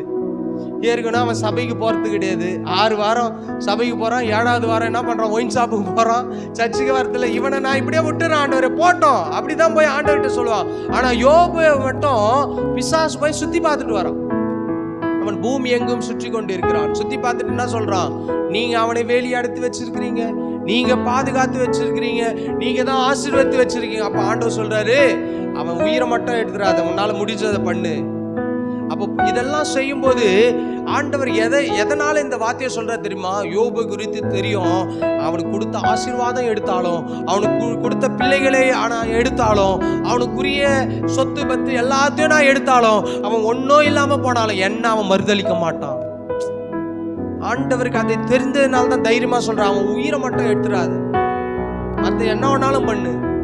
எல்லாம் பண்ணி பார்த்துட்டு இப்ப பிசாசே இப்ப என்ன பண்ணுவான்? டயர்ட் ஆயிட்டு இருப்பான். நாடா பிள்ளைகளை எடுத்தேன், ஒரு வார்த்தையும் பேசல, தூஷிக்கல. என்ன சொல்றான்? கர்த்தர் கொடுத்தார், கர்த்தர் எடுத்தார், நான் தானே எடுத்தேன். அப்ப கூட அவன் யாரை மகிமைப்படுத்துறான்? ஆண்டவரை மகிமைப்படுத்துறான். கர்த்தர் தான் கொடுத்தாரு, கர்த்தர் தான் எடுத்தாரு. இன்னைக்கு நம்ம எல்லாம் என்ன பண்ணுவோம்? இதே ஒரு பிரச்சனை வந்துச்சு, ஒரு வியாதி வந்துச்சுன்னா, பிசாசு பண்ணிட்டான் பத்தியா, அவன் நினைப்பான், ஆண்டவரே நீங்க ஒரு டெஸ்ட் கொடுத்தீங்க, அதுக்கு அவன் ஃபெயில் ஆயிட்டான், கட்சியில என் மேல பழிய போடுறான் ஆண்டவரே. பிசாசு போய் சொல்லுவான், கம்ப்ளைண்ட் பண்ணுவான். எப்படி சொல்லுவான்? எல்லாரும் என்ன கூப்பிட்டுங்கிறான், இவனை ஏன் ஆசீர்வதிக்கிறீங்க? ஒரு வியாதி வந்துச்சுன்னா பிசாசு வியாதி கொண்டு வந்துட்டான். ஒரு கை கால் ஐயோ பிசாசு இடுப்புல உக்காந்துட்டான். ஒரு பிரச்சனை வந்துச்சுன்னா பிசாசு பிசாசு பிசாசு. இன்னைக்கு எல்லாத்துக்கும் பிசாசை தான் கூப்பிடுறோம்.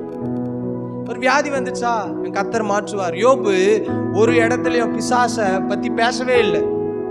இன்னைக்கு வியாதி வந்துச்சுன்னா பிசாசை பத்தி தான் அதிகமா பேசுறோம், பிசாசை பத்தி தான் அதிகமா சொல்லிட்டே இருக்கிறோம். அவன் உண்டாக்கிட்டான், அவன் உண்டாக்கிட்டான், அவன் உண்டாக்கிட்டான், அவன் செஞ்சிட்டான், அவன் பிசாசு என்ன நாஸ்தி பண்ணிட்டான், அந்த மாமா இப்படி ஆகிட்டாரு, மச்சான் இப்படி ஆகிட்டாரு, இப்படியே பழி சொல்லிட்டே வாழ்க்கையை ஓட்டிட்டு இருக்கிறோம். ஆனா யோபு யாரை பத்தியும் கவலைப்படலை. மீன் அவருக்குரிய பிரச்சனையே பெரிய பிரச்சனை, ஆனாலும் அதன் மத்தியில் அவர் அமைதியா தான் இருக்கிறார். அவர் உதடுல கூட பாவம் செய்யலையா, மனசுல கூட செய்யலையா. இன்னைக்கு நம்ம என்ன பண்ண மாட்டோம்?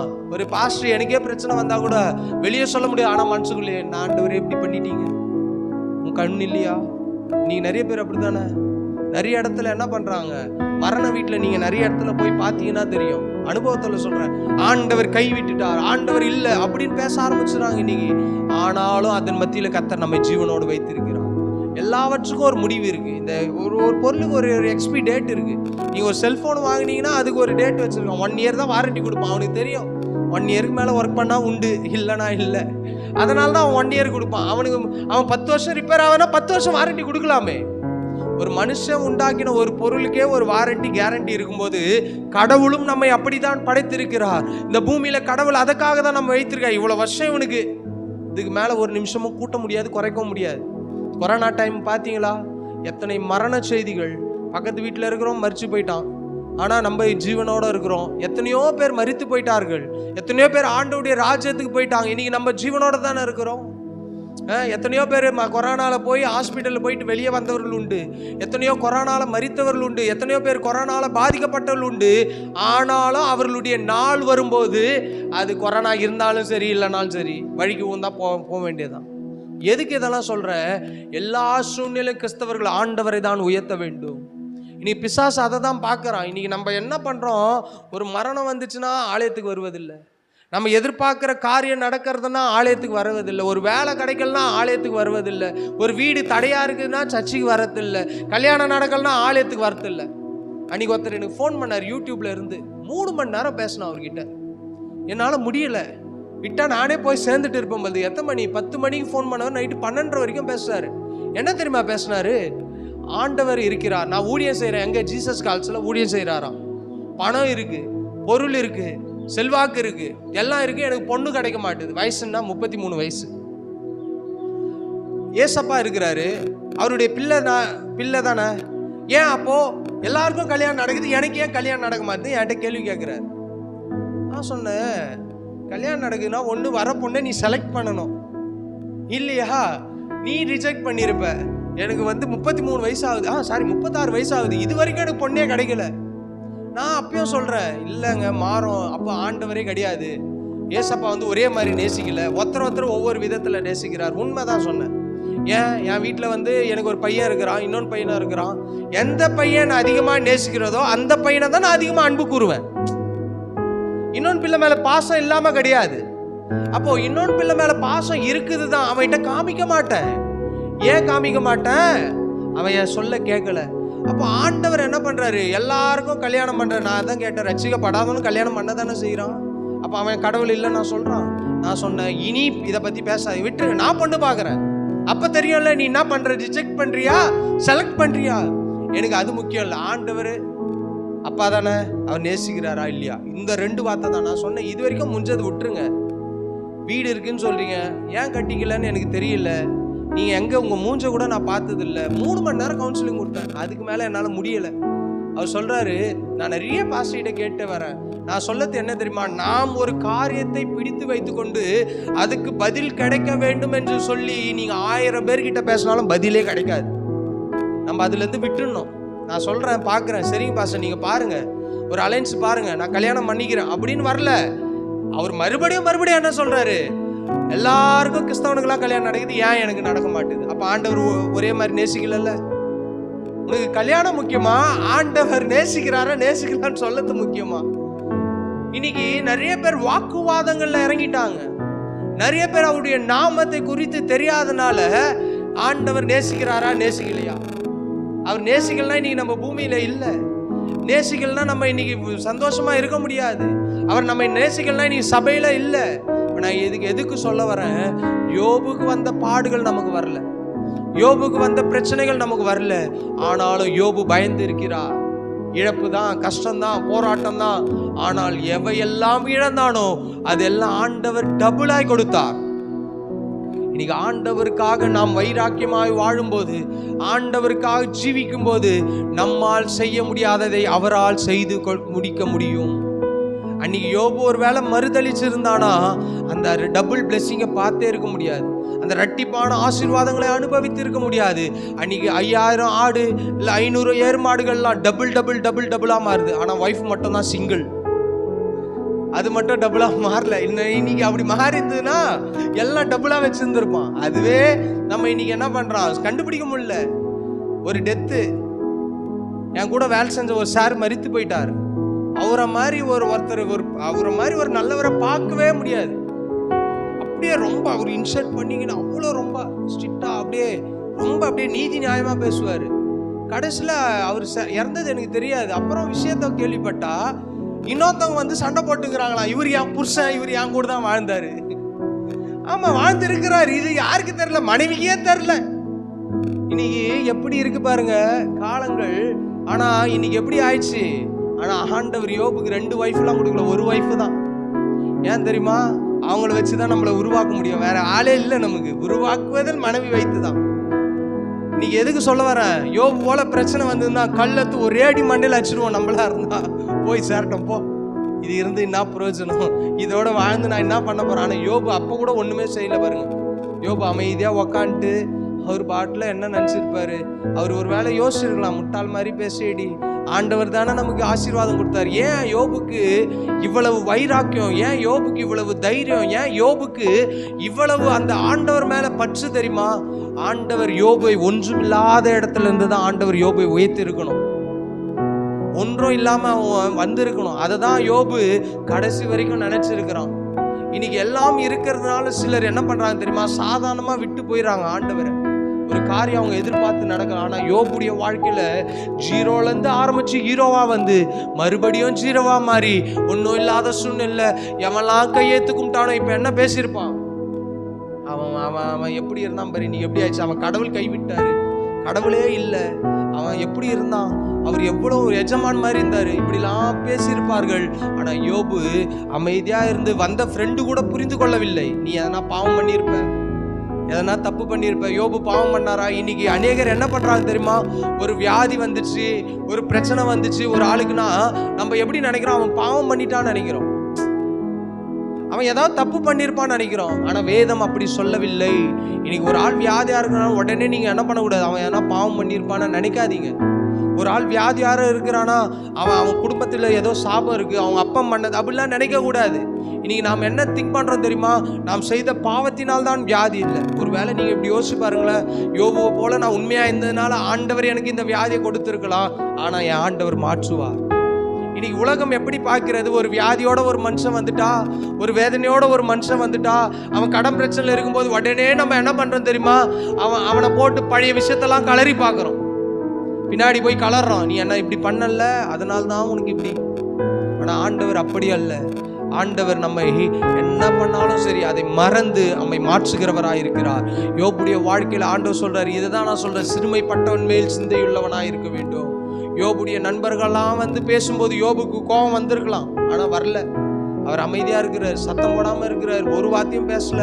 அவர் என்ன நினைச்சிருப்பார், ஆண்டவரே என்ன ஆண்டவரே நான் என்ன தப்பு பண்ணிட்டேன், ஆனாலும் இவ்வளவு பிரச்சனை இருக்கு, ஆனா உண்மை மறுதளிக்க மாட்டேன்.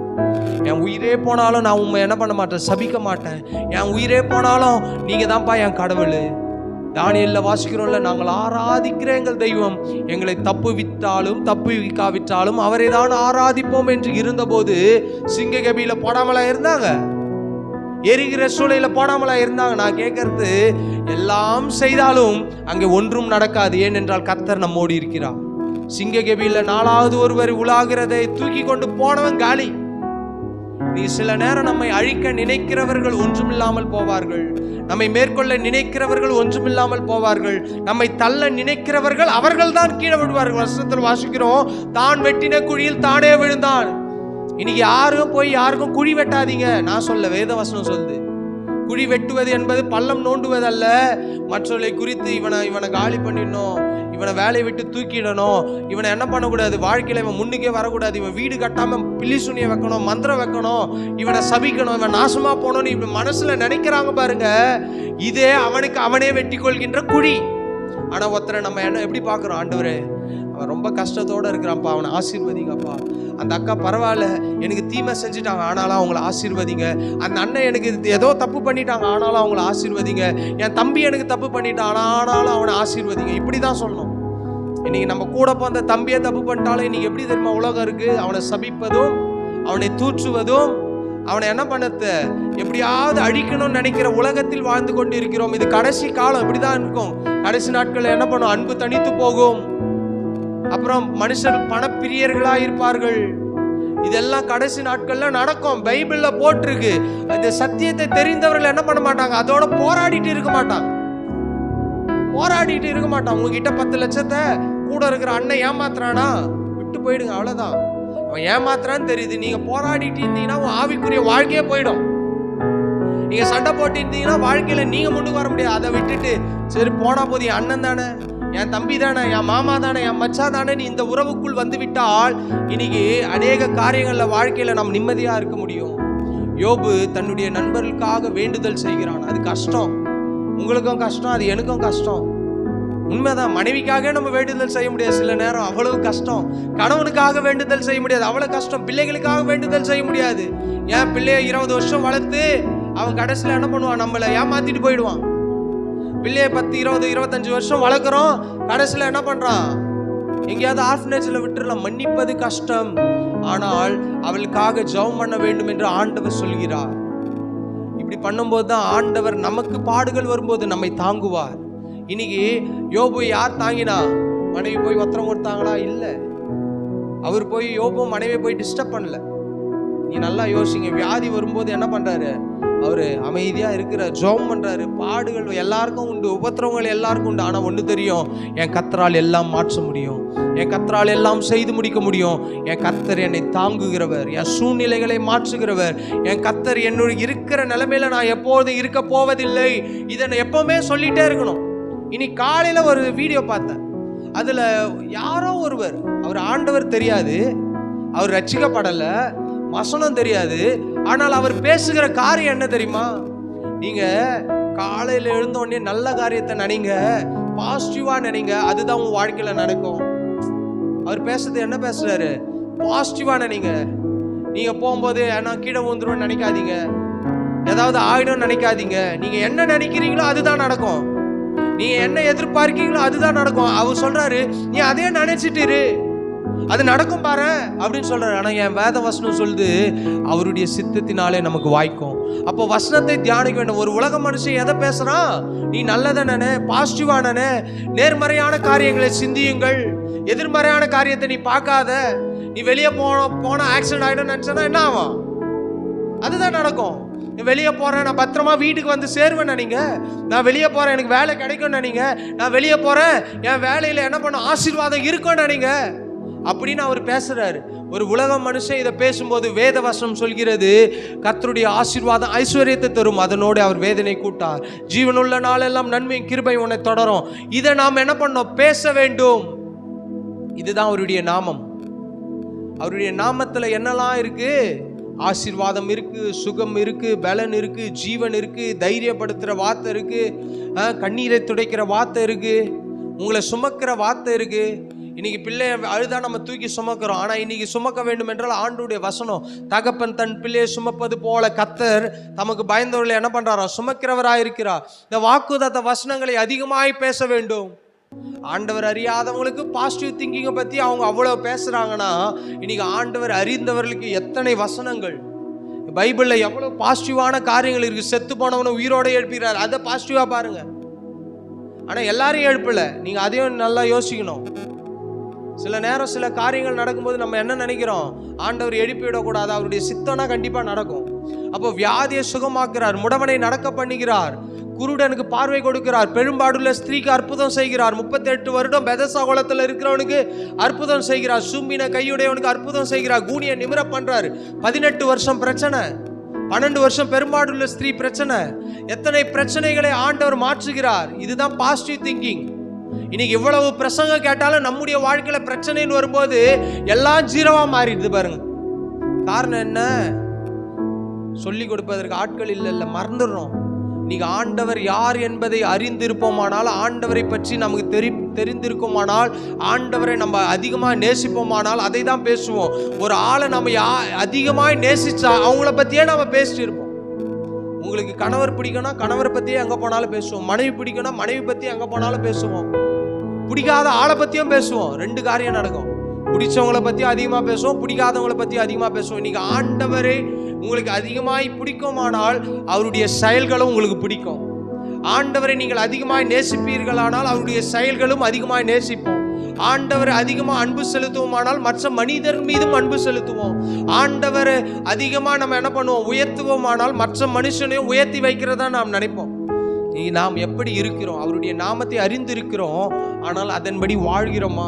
அவருடைய நாமம் நமக்கு நல்லா தெரியும். 2 டிகிரி முடிச்சிருப்போம், 3 டிகிரி முடிச்சிருப்போம், படிப்புல ஃபர்ஸ்ட் வந்திருப்போம், எல்லாத்துலயும் ஃபர்ஸ்ட் வந்திருப்போம். ஆனா வேத வசனத்தில் வரும்போது நாம் எப்படி வாழ்ந்து காட்டுகிறோம்?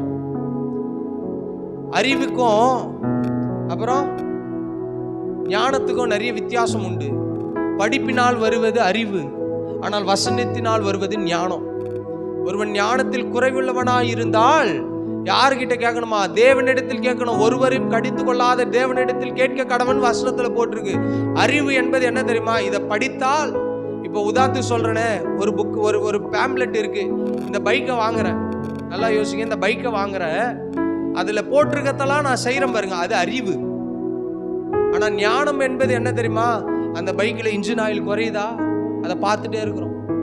அது ரிப்பேர் ஆயிடுச்சா, ரிப்பேர் ஆகலையா, ஏன் இந்த வண்டியில சத்தம் வருது, ஏன் இந்த வண்டியில சத்தம் வருது. அறிவு அந்த சத்தத்தை கவனிக்காது.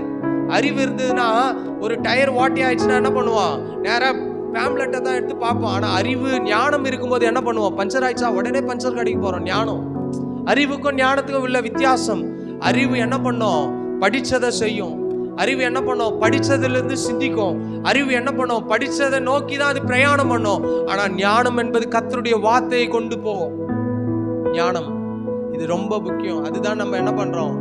புத்தியுள்ள ஸ்திரீ, ஞானமுள்ள ஸ்திரீ, புத்தியுள்ள மகன், இதெல்லாம் பத்தி பேசுறோம். ஸ்திரீன்னு வேதத்துல போட்டிருக்கு. அதனால கணவனுக்கு ஞானம் இல்லை, எனக்கு ஞானம் இல்லாம செயல்படக்கூடாது, நம்மளும் ஞானமா செயல்படணும். அப்ப எதுக்கு இதை சொல்றேன்? ஞானம் ரொம்ப அவசியம். இன்னைக்கு வேதத்துல அறிவு இருக்கு, ஆனா ஞானம் இல்லை. நான் உங்களை சொல்லலை. சில ஆள் பேர் வச்சிருப்பான், அறிவுன்னு வச்சிருப்பான். அவனை மாதிரி முட்டாளி எவனும் இருக்க மாட்டான். அறிவு, அவரை மாதிரி புத்தி கெட்ட காரியம் செய்யறவன் எவனும் இருக்க மாட்டான். இன்னைக்கு பேர்லாம் நல்லா இருக்கு. நான் என்ன சொல்றேன்? வேதத்தை அறிவினால் பார்க்க வேண்டாம், அது ஞானத்துல கொண்டு வாங்க. அறிவு இருக்கு, வேதத்தை படிக்கிறோம், அறிவு இருக்கு, ஆனால் அதை செயல்படுத்துவது தான் ஞானம். வியாதி வருது இல்ல, ஆண்டவரே வியாதி எண்ணிலிருந்து விலக்குவேன்னு சொன்னீங்களே, அதை செயல்படுத்துறோம் பாருங்க, அதுதான் ஞானம். நான் எதுக்கு சொல்றேன்? ஆண்டவருடைய வார்த்தை ஒரு நாளும் வெறுமையாய் திரும்பாது. ஆண்டவருடைய வார்த்தை அது செய்கிறாது. அது என்ன நினைக்கிறோம் அது நம்முடைய வாழ்க்கையில நிறைவேற்றும். இன்னைக்கு ஒரு மனுஷன் ஒரு பவர் இருக்கும்போது அவன் நினைக்கிறத நிறைவேற்றிடுவான். இன்னைக்கு அதிகமா ஆண்டவருடைய வசனத்தை என்ன பண்ணுங்க? தியானியுங்கள். காலையில எழுந்தோடனே வசனத்தை தியானிங்கள், வசனத்தை பேசுங்கள். காலையில எழுந்தோடனே என்ன நடக்க போகுது, தூங்கி எழுந்தோடனே பேசாதீங்க. என்னம்மா இன்னைக்கு முடிய போகுதுன்னு பேசாதீங்க. வசனத்துல பேசுங்க. என் கர்த்தர் எனக்கு முன்னே போவார், அவர் எனக்கு முன்னே போய் கோணலான வழியை செவையாக்குவார், அவர் எனக்காக யுத்தம் பண்ணுவார், அவர் எனக்காக வழக்காடுவார், அவர் எனக்காக பரிந்து பேசுவார், என் சூழ்நிலையை அவர் மாற்றுவார். இதே டெய்லி பேசுங்க. இதுல என்ன தப்பு இருக்குது? கெட்ட வார்த்தை பேசினாதான் தப்பு, திருடினாதான் தப்பு, சபிச்சாதான் தப்பு, தீமை செஞ்சாதான் தப்பு, தீமையான காரியங்களை யோசிச்சாதான் தப்பு. காலையில எழுந்தோடனே ஆண்டவரே நீ சிறந்தவர் அப்பா, உயர்ந்தவர் அப்பா, உன்னதமானவர் அப்பா, எங்களை நீங்க தான்ப்பா உயர்த்த போகிறீங்க. இதை பேச பேச பேச ஆண்டவருடைய செயல்களை பார்க்க முடியும். உலக மனுஷன் சொல்றால பேச பேச நடக்கும்போது நம்முடைய ஆண்டவர் நம்முடைய சிந்தனைகளை அறிந்தவர், நம்முடைய யோசனைகளை அறிந்தவர், நம்முடைய சூழ்நிலைகளை அறிந்தவர், நம்முடைய பாடுகளை அறிந்தவர், உபத்திரவங்களை அறிந்தவர். நம்ம என்ன பேசுறோமோ அதை யோபுடைய வாழ்க்கையில செய்தார் பாருங்க. கர்த்தர் கொடுத்தார், கர்த்தர் எடுத்தார். ஆனா பிசாசு தான் எடுத்தா, ஆனா ஆண்டவர் திரும்ப கொடுத்துட்டார். பிசாசு தான் எடுத்தான், ஆனாலும் மகிமை யாருக்கு கொடுக்கிறார்? யோபு. ஆண்டவர் கொடுக்கிறாரு. பிசாசு எடுத்தான்னு சொல்லி இருந்தா கண்டிப்பா ஆண்டவரை பாத்தியா நான் எடுத்துன்னு கண்டுபிடிச்சிட்டான். இப்போ அதை கூட எப்படி பாசிட்டிவா மாத்துறான்? கர்த்தர் கொடுத்தார், கர்த்தர் எடுத்தாரு, போ போட்டோம், போ போ எல்லாம் போட்டோம், போ ஒண்ணுமே இல்லைனாலும் பரவாயில்ல போட்டோம், என் கர்த்தர் தானே கொடுத்தாரு, அவர் தானே கொடுத்தாரு, அவர் தானே எடுத்தாரு, போ. அப்ப இப்படி சொன்ன உடனே திருப்பி ஆண்டவர் கொடுத்துட்டார். இன்னைக்கு உங்களுடைய வாழ்க்கையில இழந்ததை நீங்கள் பேச பேச பேச ஆண்டவர் திரும்ப கொடுப்பார். நீங்க என்னெல்லாம் பேசுறீங்களோ அதெல்லாம் திரும்ப கொடுப்பார். டிபி ஜாஷுவா குறித்து நீங்க யூடியூப்ல போய் பார்த்தீங்கன்னா எத்தனையோ பிலிசுன கட்டுகள், எத்தனையோ பேர் உடம்பு அப்படியே கையை உள்ள விடலாம், சதை இருக்காது உடம்புல. நர்ஸ் வருவாங்க, கூட டாக்டர்ஸ் வருவாங்க. யூடியூப்ல நிறைய வீடியோ போய் பாருங்க. சினிமாவை பார்க்குறோம், அதை பார்க்குறோம். டிபி ஜாஷுவான்னு போட்டிங்கன்னா வரும், பென்னிகின் மினிஸ்டின் போட்டா வரும். இதெல்லாம் எதுக்கு சொல்றேன்? டிபி ஜாஷுவாவுடைய உடம்பு ஃபுல்லா, ஒரு அம்மாவுக்கு துணியே கிடையாது, துணியே இல்லாம எடுத்துட்டு வந்து நிறுத்துறாங்க, உடம்பு ஃபுல்லா அப்படியே புண்ணு. யோபுக்கு இருக்கிற மாதிரி ஒரு பெண்ணு, நான் சொல்றேன் ஆண் இல்ல, அந்த அம்மா அப்படியே துணியே இல்லாம தான் எடுத்துட்டு வந்து நிறுத்துறாங்க. ஜெபம் பண்றாரு, ஒரே மாசத்துல அற்புதம். இது எப்படி தெரியுமா நடந்தது? அவர் சொல்றாரு, என் வாழ்க்கையில அற்புதங்கள் அடையாளம் நடப்பதற்கு காரணம் நான் ஆண்டவருடைய வசனத்தை வச்சு டெய்லி தியானிப்பேன். ஆண்டவரே நீங்க செஞ்சீங்கல்ல, நீங்க அற்புதம் செஞ்சீங்களா, மருத்துவனை எழுப்பினீங்கல்ல, குருடருக்கு பார்வை கொடுத்தீங்களா, என் வாழ்க்கையில நான் இதை செயல்படுத்தணும், இதை நான் செயல்படுத்தணும், நீங்க செய்யுங்க செய்யுங்க செய்யுங்கன்னு பல வருடங்கள் உபவாசம் பண்ணி ஜபித்து ஜபித்து ஜபித்து அவர் ஒரு நாள் என்ன பண்ணாரா, நான் ஜெபம் பண்ணிட்டே இருக்கிறேன், ஆனா இது நடக்கல. அப்ப அவர் சொன்னாரா, அவர் டேபிள் மேல ஒரு கிளாஸ் இருந்துதான், கண்ணாடி கிளாஸ் டம்ளர், அதுல தண்ணி இருந்துதான். அப்ப அவர் சொன்னாராம், இயேசுவின் நாமத்தினாலே நகுந்து போன்னு சொன்னாராம். அந்த கண்ணாடி கிளாஸ் அப்படியே நகுந்து போச்சான்.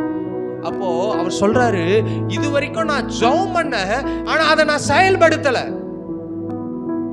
ஆண்டவரே அற்புதம் நடக்கணும் நடக்கணும் நடக்கணும்னா நான் சொன்னா போதாது, வியாதியஸ்த மேல கைய வை. அப்ப அவர் சொல்ற காரியம் என்ன தெரியுமா? நான் ஜெபம் பண்ணி ஜெபம் பண்ணி ஜெபம் பண்ணி நான் எப்ப அந்த வார்த்தையை பேசணும் அப்பத்துல இருந்து அற்புதம் நடக்க ஆரம்பித்தது. இன்னைக்கு ஜெபம் பண்றோம், ஆனால் பேசுவதில்லை. நாம ஜெபிக்கிறோம், அறிக்கையிடுவதில்லை. அன்னைக்கு டிபி ஜாஷுவா, இன்னைக்கு அவரை போல மினிஸ்ட்ரி யாருமே பண்ணல.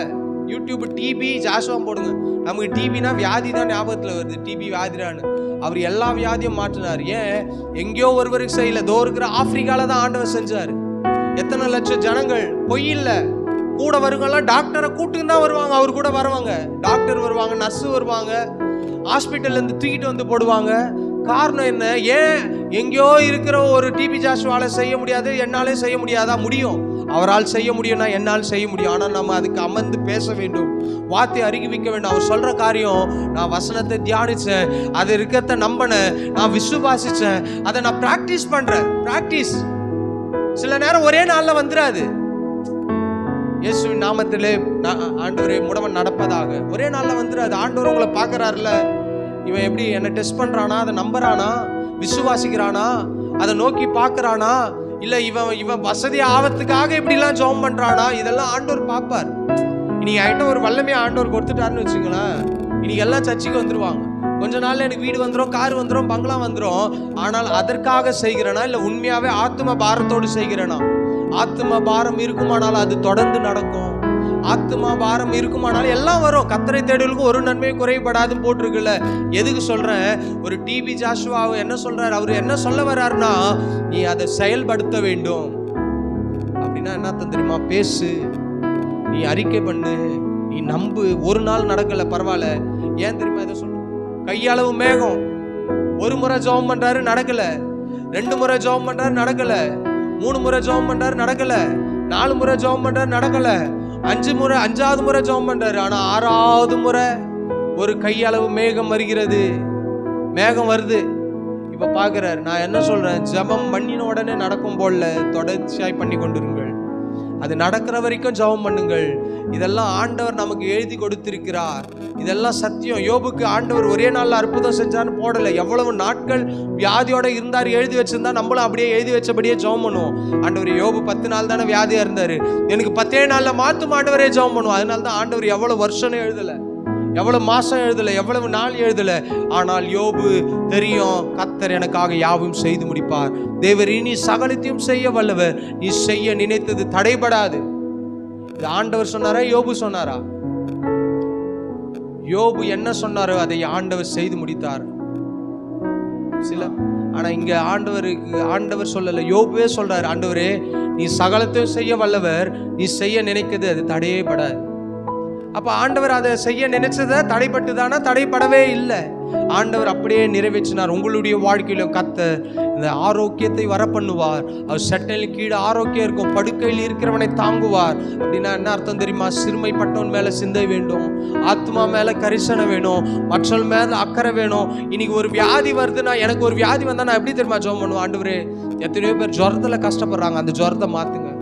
நான் பல்லு வலியில கஷ்டப்படும் போது நான் மற்றவங்களாம் ஜெபம் பண்ண, ஆண்டவரே இந்த பல்லு வலியில கஷ்டப்படுறாங்கப்பா, அந்த பல்லு வலியை மற்றவங்களாம் மாத்துங்க. நான் எனக்கே ஜெபம் பண்ண மாட்டேன். எப்பவுமே எனக்கு ஒரு வியாதி வயிறு வலி வந்தா, எத்தனை பேர் வயிறு வலியோட இருக்கிறாங்க ஆண்டவரே.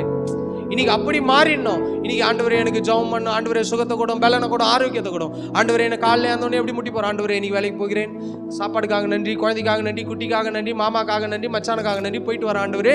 திருப்பி மறுபடியும் வந்து, ஆண்டவரே இன்னைக்கு போயிட்டு வந்தேன், நல்லா பாதுகாத்தீங்க, நன்றி ஆண்டவரே. 365 நாளும் அதே ஜெபம் ஆண்டவரே. அவர் சொல்லுவார், 365 நாளும் எதுக்கு ஜெபம் பண்ற? மற்றவர்களுக்காக ஜெபம் பண்ணு, கர்த்தர் உங்களுடைய சூழ்நிலை மாற்றுவார். நாம் யாவரும் இருக்க இடங்களை எழுப்பி நின்று, ஆண்டவரே இந்த காலை நேரத்துக்காக நன்றி செலுத்துகிறோம்.